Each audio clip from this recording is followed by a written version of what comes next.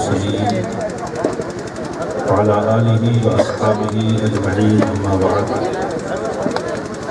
أعوذ بالله من الشيطان الرجيم بسم الله الرحمن الرحيم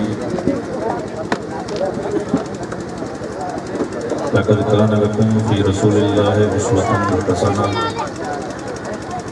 صدق الله العلي العظيم وصدق رسوله النبي الأمين المكين المكين الكريم نحن على ذلك لمن الشاهدين والشاكرين والحمد لله رب العالمين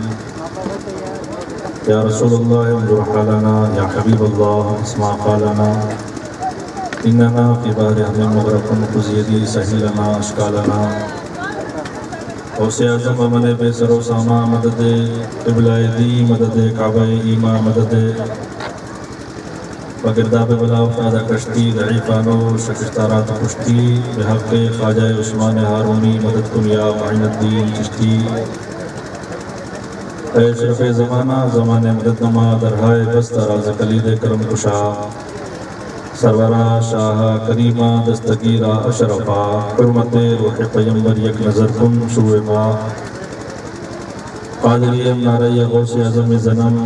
رمض شاہ برکت اللہ قطب عالم زنم ملک سکن کی شاہی تم کو رضا مسلم جس سمت آگئے ہو سب سے بٹھا دیئے آئیے مورا مل کر بارگاہ رسالت میں آپ صلی اللہ علیہ وسلم میں درود پاک عادیہ پیش کریں اور پڑھیے باواز بلند اللہم صلی وسلم علی سیدنا مولانا محمد وعلى آل سیدنا مولانا محمد مبارک وسلم صلو علیہ صلاة و سلام علیکہ یا رسول اللہ وسلم علیکہ یا حبیب اللہ صلی اللہ تعالی علیہ وسلم برادران ملت اسلامیہ جیسا کہ آپ اچھی طرح جانتے ہیں آج کی یہ نورانی محفل شادی خانہ آبادی کے موقع پر منعقد کی گئی ہے عزیز القدر مولانا محمد ابراہیم اشفاقی سلم الباری نے اس محفل پاک کو شادی کے موقع پر سجایا ہے اللہ رب العزت ہونے والی شادی کو شادی خانہ آبادی بنائے اور اس میں بے پناہ برکتیں عطا فرمائے حضرات محترم خطاب انشاءاللہ مراد ہمارے علماء کرام سے سماعت کریں گے اور مجاہد اسلام خطیب مارواڑ حضرت علامہ مولانا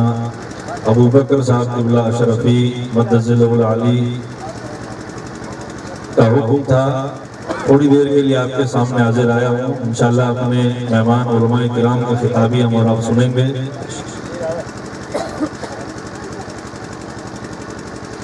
مسلمان کا ہر کام اللہ رب العزت کی رضا کے لیے ہونا چاہیے کہ لوگ چاہے راضی ہو یا نہ راضی ہو اپنا پروردگار ناراض نہیں ہونا چاہیے اگر یہ سوچ بن جائے تو اسی صورت میں مسلمان کا ہر اٹھنے والا قدم اس کے لیے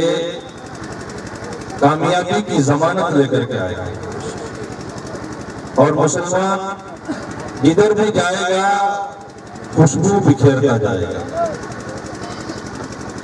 آج ہم رسومات میں خرافات میں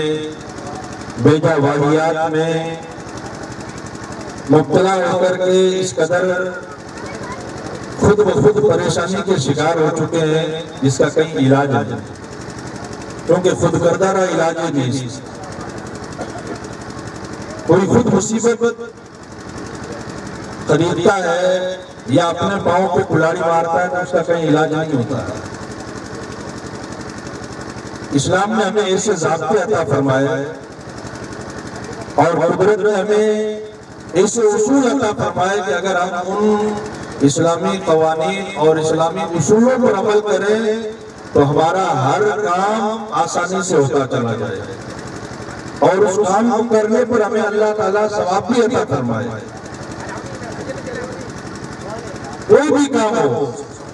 اس کام کو اگر ہم شریعت کی روشنی میں کریں تو اسی صورت میں اللہ رب العزت ہمیں اس کام کے کرنے پر ثواب بھی عطا فرمائے یہ آفر اور اسکیم صرف اور صرف مذہب اسلام میں ہے اور کہیں پر نہیں ہے یہاں اسلام ہی میں صرف آم کے آم اور گٹھلی کے دام ہے، نہیں تو گٹھلیوں کے دام کہیں نہیں ملتے، کسی طرف میں نہیں، مگر اسلام میں ہے کہ اگر آپ شریعت کے مطابق کھاتے ہیں تو آپ کا پیٹ بھی بھرے گا اور آپ کو کھانے پر ثواب بھی دیا جائے گا۔ اگر شریعت کے مطابق آپ لباس پہنتے ہیں، کپڑے پہنتے ہیں تو آپ کی ستر کوشش ہوگی اور آپ کو ثواب بھی ملے گا۔ اگر آپ بسم اللہ پڑھ کر کے جوتے بھی پہنتے ہیں تو جوتے پہننے پر بھی آپ کو ثواب دیا جائے گا۔ اسلام میں اگر کانٹا آپ کے پاؤں میں چبھتا ہے تو اسلام کہتا ہے یہ بھی آپ کے لیے ثواب کا کام ہے، اور اگر کانٹا راستے سے ہٹاتے ہیں تو اس پر بھی اسلام ثواب عطا فرماتا ہے۔ پاؤں میں چبھے تو یہ بھی صدقہ ہے اور راستے سے ہٹائے تو بھی صدقہ ہے۔ آپ اندازہ لگائیں اس سے بڑھ کر کے اور اسکیمیں اور آفر کون دے گا؟ آج ہم آفروں کی طرف جاتے ہیں کہ کون سی کمپنی آفر دے رہی ہے، ڈبل کہاں ہوتا ہے، 10 گنا کہاں ہوتا ہے، یہ ہماری کوششیں ہوتی ہے۔ اسلام ہمیں اسلامی قوانین پر عمل کرنے کی ہدایت کرتا ہے، اس پر اگر ہم عمل کریں تو اسی صورت میں ہمارے کام بھی ہو جائے اور اللہ تعالیٰ میں اس پہ ثواب بھی عطا فرمائے۔ تو شادی کوئی معمولی چیز نہیں ہے، شادی جنتی بنانے والا کام ہے، اس کے ذریعے سے بندہ جنتی بن جاتا ہے۔ حدیث پاک میں آیا ہے تناسخوا نکاحیں کرو اور نسلوں کو بڑھاؤ۔ یہ شادی کرنا نسل کی افزائش کے لیے اللہ کے رسول کی سنت ہے، مگر شادیوں کے موقع پہ ہم خرافات اور رسومات بہت زیادہ کرتے ہیں، ان بیجا واحیات میں اور خرافات میں ملوث ہو جاتے ہیں، اور ایسے موقع پر معاف کرنا، ایسے موقع پر بڑے بڑے لوگ جو بزرگ ہوتے ہیں یا عمر دراز ہوتے ہیں، گھر کی خواتین اور گھر کے جوان یا ادھیڑ عمر لوگ آ کر کے اس موقع پر ان رسومات کو یاد کرتے ہیں کہ یہ کام کیا کہ نہیں کیا، ایسا ہوا کہ نہیں ہوا، ایسا ہونا چاہیے، ایسا ہوتا ہے۔ شادی کے موقع پہ ایسے ہی تو کرتے ہیں، یہ بھی کرو وہ بھی کرو، کیونکہ تعلیم کی کمی ہے اور علم کی کمی کی بنیاد پہ جو پرانے زمانے سے جو خرافات اور جو رسمیں چلی آ رہی ہیں ان کو نبھانا ہم لازم سمجھتے ہیں، ان پہ عمل کرنا ان کو ضروری سمجھتے ہیں کہ اس کے بغیر تو شادی ہوگی ہی نہیں، اور یہ سب شیطان کی طرف سے بچوکے لگتے ہیں۔ حضرت امام غزالی رحمۃ اللہ تعالیٰ علیہ نے ایک حکایت نقل فرمائی ہے منہاج العابدین میں کہ ایک شخص عابد تھا، اللہ تبارک و تعالیٰ کی بندگی کرتا تھا، عبادت کرتا تھا، تو اس نے دعا کہ اللہ کی بارگاہ میں مولا مجھے شیطان دکھا دے، کیونکہ شیطان ہی سارے فتنوں کی جڑ ہے، شیطان ہی لوگوں کو بہکاتا ہے، شیطان ہی آپس میں جھگڑا کرواتا ہے، آپس میں لڑاتا ہے، گناہ کرواتا ہے۔ تو کہا کہ مولا مجھے شیطان دکھا تاکہ میں شیطان ختم کر دوں، مار دوں اس کو۔ اللہ تبارک و تعالیٰ نے فرمایا تمہارے لیے شیطان کا نہ دیکھنا بہتر ہے، مگر انہوں نے پھر دعا کی مولا مجھے شیطان دکھنا چاہیے۔ پھر اللہ نے فرمایا تمہارے لیے شیطان کا نہ دیکھنا بہتر ہے، تیسری بار پھر دعا کی کہ مولا مجھے شیطان دکھا، اللہ تبارک و تعالیٰ نے شیطان کو دکھایا، کیونکہ شیطان تو انسان کے پیچھے لگا ہوا ہے، اسے پھلم پھلا دشمن ہے مگر نظر نہیں آتا ہے، دکھتا نہیں۔ اللہ تعالیٰ نے اس عابد کی آنکھوں میں ایسا کمال پیدا کیا اور اس عابد کو وہ شیطان سامنے نظر آیا، تو وہ عابد بڑھ کر کے اس شیطان پر حملہ کرنے کے لیے بڑھا کہ میں اسے ختم کر دوں، مار دوں گا تو پھر نہ رہے گا شیطان، نہ کسی کو بہکائے گا، نہ آپس میں کسی کو لڑائے گا، نہ لوگوں سے گناہ کروائے گا۔ عابد نے یہ کام کرنا چاہا، شیطان نے اپنے آپ کو بچایا اور پلٹ کر کے شیطان نے عابد پر وار کیا، اس عبادت گزار بندے پر شیطان نے وار کیا اور وار کر کے بیچ میں لے جا کر کے روک لیا۔ وار کیا نہیں، مارواڑی بولتے ہیں اگام کر کے روک لو، اگام کر کے روک لو، لگائی نہیں اس کو، ضرب نہیں لگائی۔ پھر شیطان نے کیا کہا کہ میں اگر چاہتا تو تمہیں ابھی مار دیتا، مگر میں دیکھ رہا ہوں کہ تمہاری عمر 100 سال کی ہو، ابھی تم جوان ہو، ابھی اگر تمہیں مار دیتا میں تو اسی صورت میں تمہاری 100 سالہ عمر جو ہے اس سے محروم ہو جاتے، اس لیے میں نے تمہیں چھوڑ دیا۔ یہ شیطان کہہ کر کے چلا گیا۔ اب وہ آدمی جوان آدمی 25-30 سال کا آدمی اور عبادت گزار آہستہ آہستہ اس کے دل میں شیطان کی وہ بات آنے لگی کہ جب میری عمر 100 سال ہے تو مجھے ابھی سے عبادت کرنے کی کیا ضرورت ہے، لاسٹ میں جا کر کے میں توبہ کر لوں گا، مسجد میں بستر لگا لوں گا، اعتکاف کر لوں گا، 90 کے بعد تو میں مسجد میں قیام کرنا شروع کر دوں گا۔ اور اس نے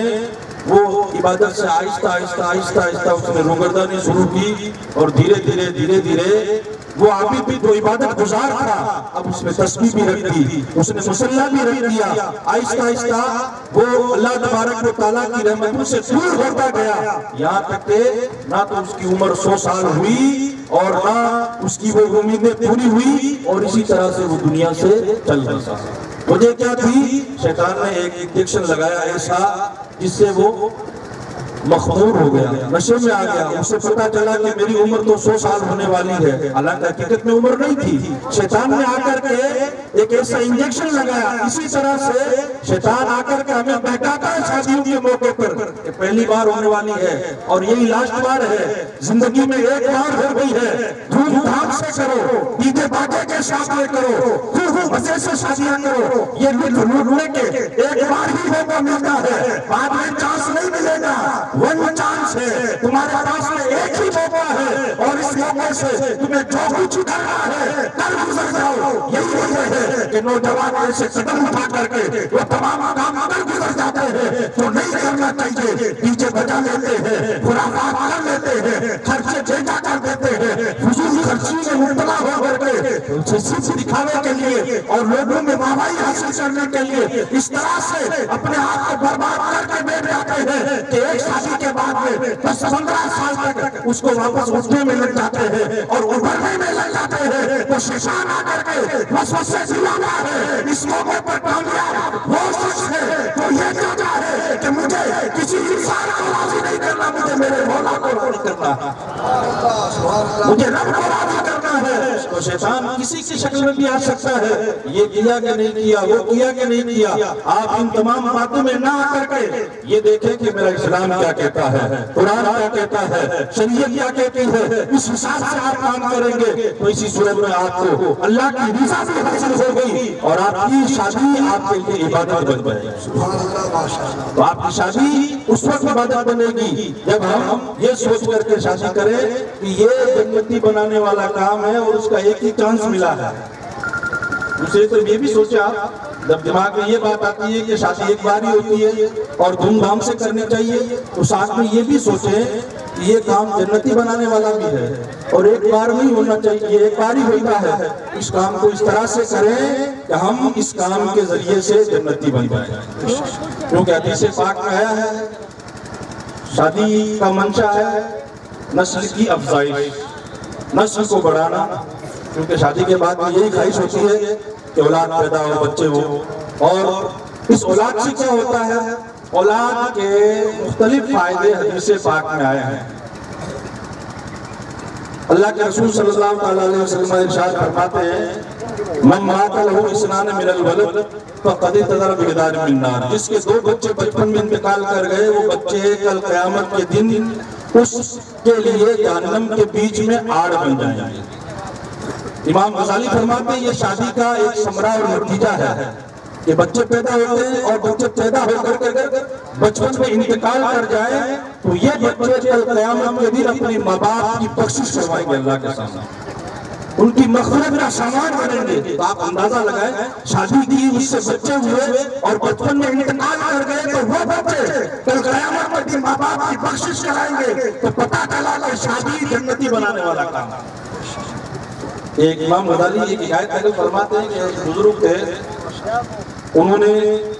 شادی نہیں کی، لوگوں نے کہا حضرت شادی کر لو، کہا نہیں میں شادی نہیں کروں گا، میں اکیلا ہی رہوں گا، شادی کرنے میں جھمیلے زیادہ ہیں اور میں اکیلا رہ کر کے اللہ کی بندگی اور عبادت کرنا چاہتا ہوں۔ مگر انہوں نے ایک دن خواب دیکھا کہ میدان محشر قائم ہے، نفسی نفسی کا عالم ہے، لوگ اپنے پسینے میں ڈبکیاں لگا رہے ہیں اور زبانیں سوکھ کر کے کانٹا ہو رہی ہے۔ پھر اچانک انہوں نے دیکھا کہ سامنے سے ایک چھوٹی فوج، بچوں کی جماعت اپنے ہاتھوں میں نورانی جام لے کر کے آ رہی ہے اور ان کے پاس میں چھلکتے ہوئے پیالے ہیں۔ تو محشر والے اس جماعت کو دیکھ کر کے ان کی طرف دوڑے کہ جا کر کے ان بچوں سے پیالہ لے کر کے اپنی پیاس بجھائیں. تو بزرگ کہتے ہیں میں بھی دوڑا اور دوڑ کر کے میں نے جا کر کے ان بچوں سے جب وہ پیالہ مانگا تو کسی بچے نے مجھے پیالہ نہیں دیا اور کہا کہ ہم میں سے آپ کا کوئی نہیں،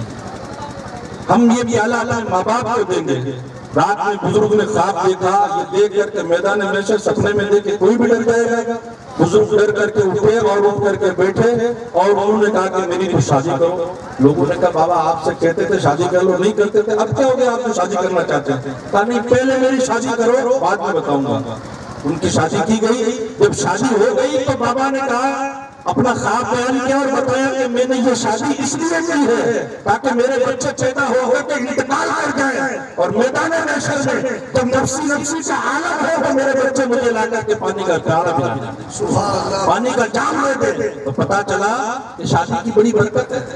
شادی جنتی بنانے والا کام ہے. اس لیے اس کام میں خرافات نہ ہو کر کے شریعت کی پاسداری اور شریعت کی مطابقت ہونی چاہیے تاکہ اللہ تعالیٰ ہماری شادیوں میں برکتیں عطا فرمائے اور ہماری نسلوں میں اللہ تعالیٰ برکتیں عطا فرمائے. اس موقع پر میں مولانا ابراہیم کو اور ان کے تمام اہل خانہ کو مبارکبادی پیش کرتا ہوں اور دعا کرتا ہوں کہ اللہ رب العزت اس شادی کو شادی خانہ آبادی بنائے. استغفر اللہ ربی من کل ذنب واتوب الیہ. السلام علیکم ورحمۃ اللہ.